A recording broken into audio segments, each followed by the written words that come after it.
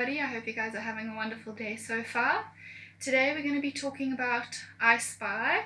I'm going to show you how we do it in the classroom and then explain to you, once I've finished, the different levels of I Spy you get. What I've done is I've walked around my house and I've collected a couple of goodies. The very first thing you do is you get your child to name the objects, because if they call it something else and you thinking of it by a different name, they might get confused.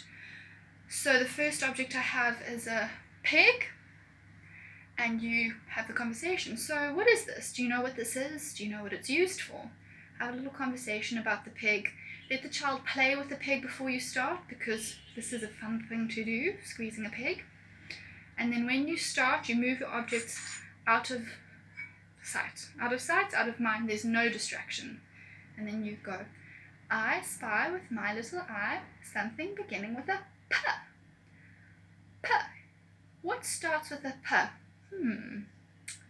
Pig. Great. I spy with my little eye something on the mat starting with a P.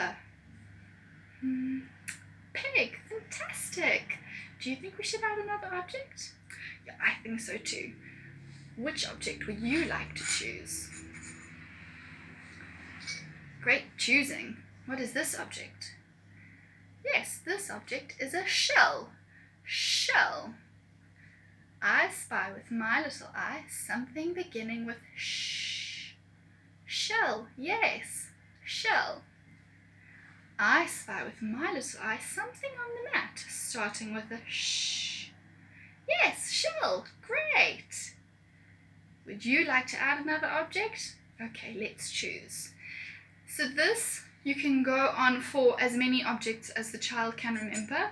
It gets more complicated as you add objects, because then they're not just remembering one object, they're eventually remembering up to 5 or 6. I've got 5 objects here.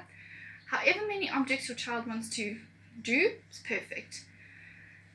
Then once they've mastered this and they're confident and they're able to kind of walk through the house and name words independently of you and pronounce them correctly, you can move on to I spy last sound. Now again, I've gone around my house, I've found whatever I can find.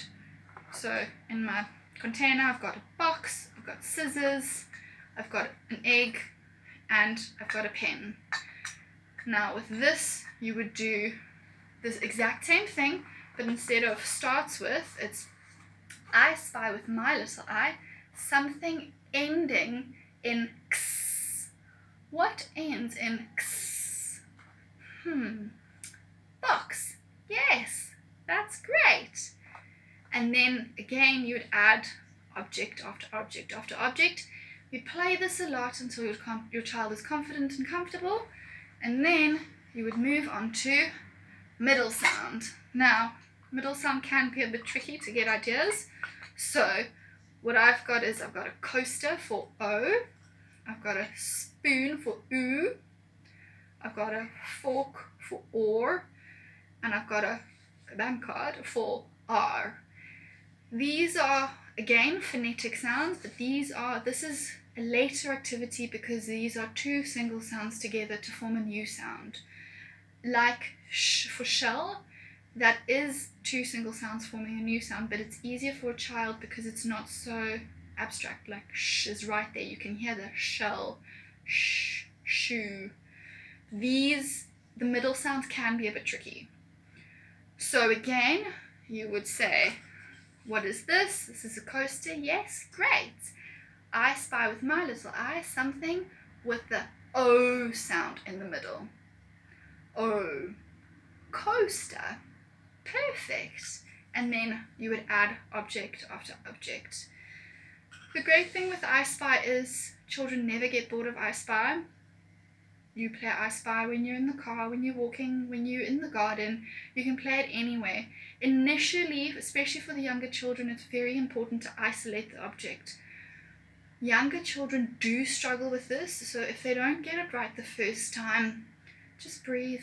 They will get the hang of it. The more exposure they have to it, the more practice they have with it, the better they will get at it, and the more confident they will feel in themselves, and the more interest they will show in the later I Spies. This is a foundation for sounds, because your child is breaking up individual sounds in a whole word. And by the time they start reading, they're able to see the sound, hear the sound, and put words together, because they're in their minds, they're able to break it up into each part.